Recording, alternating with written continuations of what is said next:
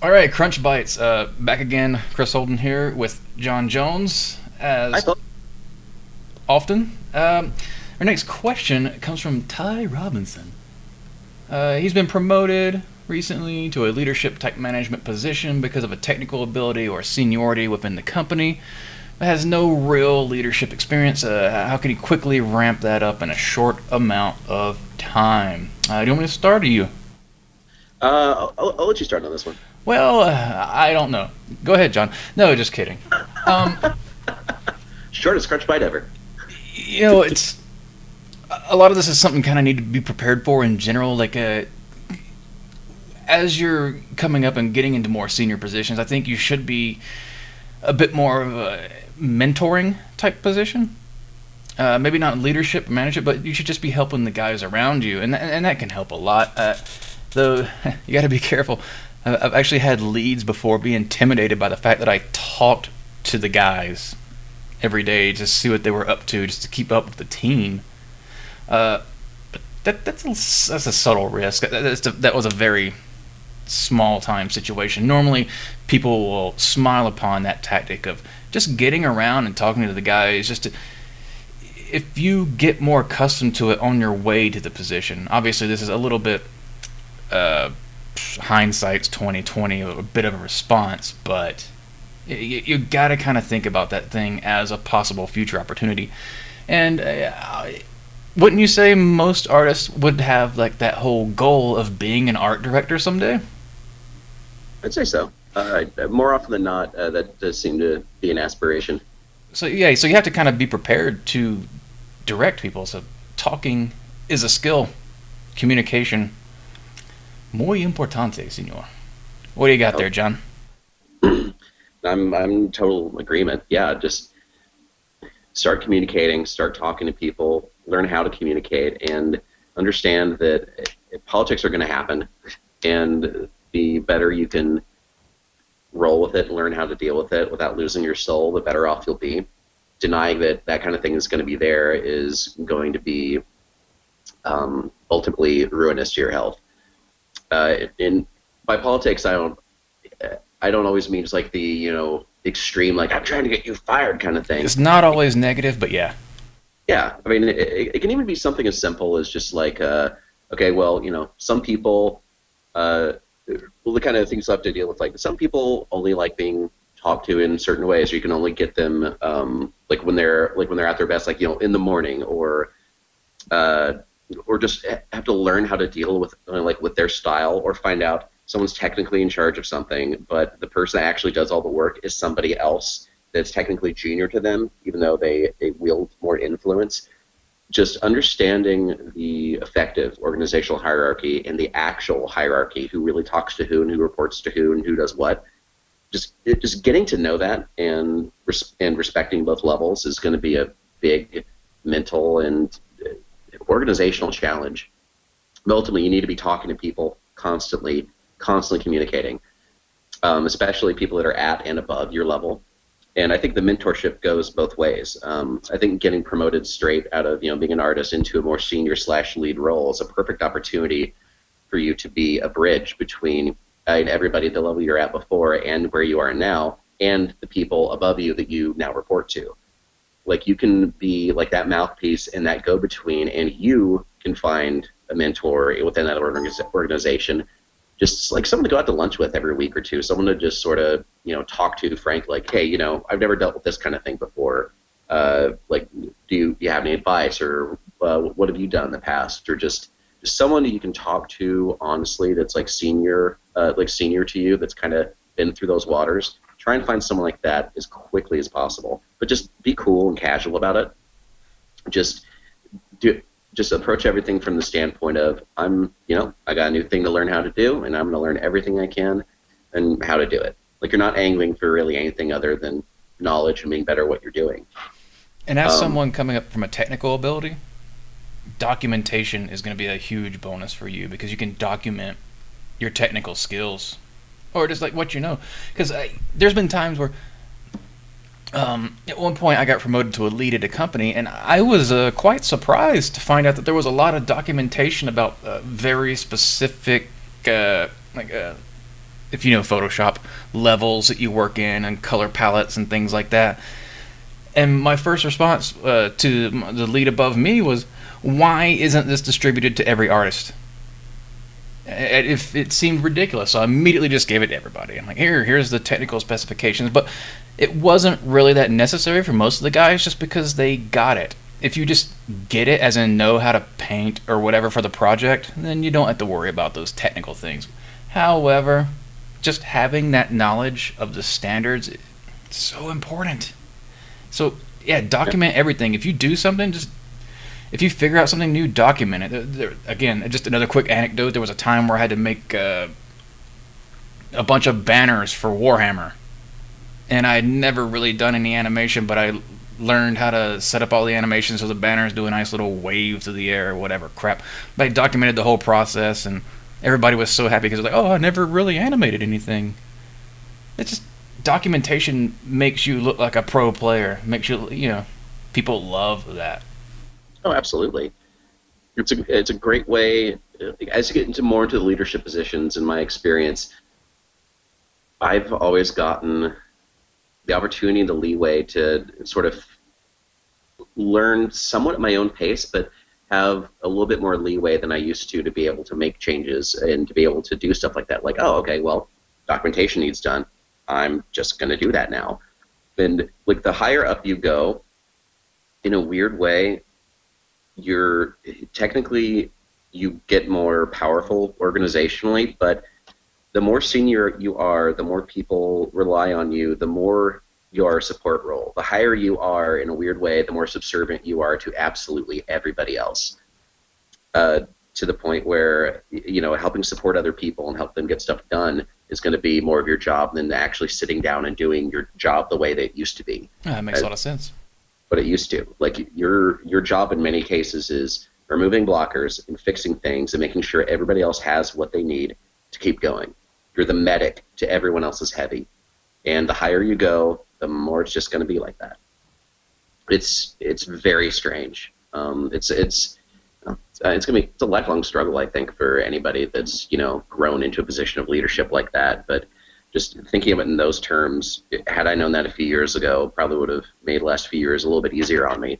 But that's something that's really helped me just in terms of how I think about it. Yeah, and more about the documentation process. I mean, I've been there where I have to document everything. Like, okay, here's the layout, here's the scene, here's a full list of all the assets, here's how many triangles they need to be, here's how large the textures need to be, all that kind of stuff. And this was associated with in-house projects, and additional to that, outsourcing projects where they outsource stuff to like India and China. You have to write down everything very specifically, and every piece of feedback I gave was documented in a Word doc where I do paint overs with write-ups as well, and just would send those over. So you really have to get accustomed to that process. You might have to spend a whole day not doing what you like to do, which is just paint or model or whatever. Sometimes you'll spend a whole day just documenting stuff, and it's rough, but that's part of the process, man. Yeah. And when we get to that level, doing that kind of thing, you see more and more the kind of stuff that your seniors and leads just took care of for you without you ever knowing that existed. Oh yeah, you might have a boss somewhere, and you're like, oh, this guy, fuck him, he's this, that, and the other. But nah, you find out later that this guy is doing a lot of stuff, and that's the reason he can't just sit there and doing art. But it all depends on the project and the person you're dealing with. There's different types of managers as well. Like the manager that's more like, hey, here's a bunch of tasks, and I don't really do a lot of art, versus the guy who does a lot of art, and his art, he leads by example. Mm-hmm. But that just all depends on the situation he's in. If a guy is forced into a bunch of meetings all day, then you can't fault that lead for not being able to lead by example, because the poor guy is just on all these meetings. Yeah, absolutely. I see that constantly. I mean, my entire career is working directly with art directors. Like, I'm the art director's right-hand man, and oh my God, like, I'd say on average, I'll see the average art director at his desk maybe like 2 or 3 hours a day. Everything else is meetings. It's amazing how much that happens, and it's amazing just how much weird crap gets fixed and solved behind the scenes that you'll never see or understand or know about until you get there. It's a different world, and it'll give you a From lot where more you come from. around you. Yeah, it can be brutal, and sometimes you also have to find yourself as a bit of the scapegoat, if you will. Yeah. But sometimes you also got to let people know, hey, shut your mouth. You were assigned to this project. Don't throw me under the bus in some meeting in front of my bosses because you don't like the job you just got handed to you. You were okay with it last month. Yeah, like learning to be able to deal with that shit. How to deal with that shit, how to speak your mind, how to deal with people in intense situations like that. That's something else that's worth learning. And actually, that leads me, if you're cool, leads me into the couple book recommendations I had. Yeah, go for it. So, first one I'll recommend is, in my opinion, one of the most important books ever written. How to Win Friends and Influence People. Just in short, it is the guide on how to understand and relate to the people you work with and how to deal with difficult situations in a way where everybody wins as much as they can. Yeah, it's one of those things. It's an expression in humility. Yes. At some point. And it is, everyone on earth should own this. You can get a used copy for like $1 at this point. It is, nothing will prepare you for people, for life, for work, for anything more than this book. I also recommend The 1 Minute Manager. It's it's a fairly short, very simple book to read. It's written in sort of like a fable kind of manner, but the idea is just how to give feedback to your subordinates and how to do it in just a very short, limited amount of time and how to communicate clearly. That was a very, very good one to read also. Easy to find, very cheap. For the dark arts side of it, I'd recommend The 48 Laws of Power. It's written as a guide. It's written in a style that makes it seem like a guide on how to be evil, but it's actually, I see it as a defense against the dark arts sort of book. It explains, let's say you're in a tough situation at work and people are manipulating you or manipulating situations. You're not really sure what the hell they're doing or how they're doing it.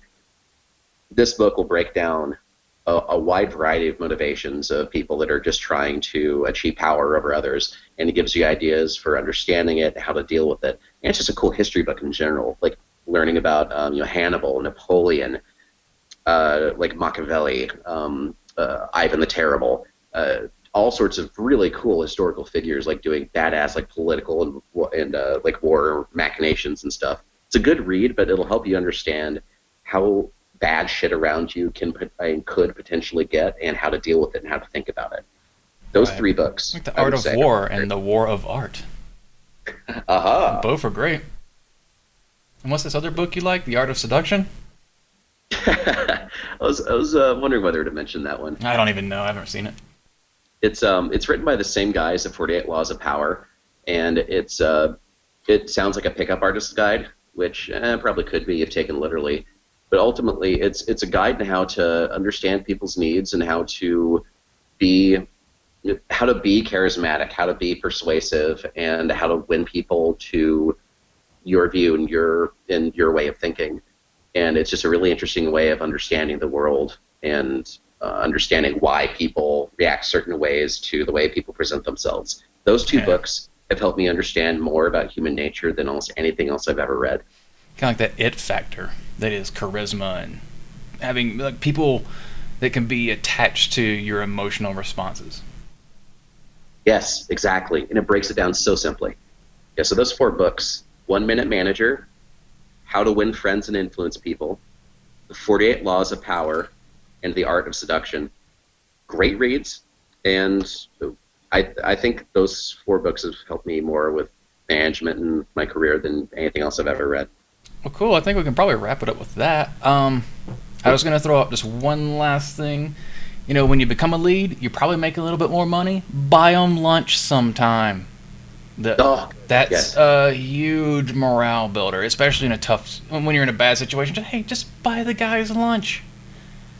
out of your own pocket, not a company car or anything like that, because you're making more than them. Act like it. Yeah. And yeah, just talk to people, take them out. Some guy seems like he's upset Yes. or something. I mean, just make sure you keep communicating with the people you've been working with this whole time.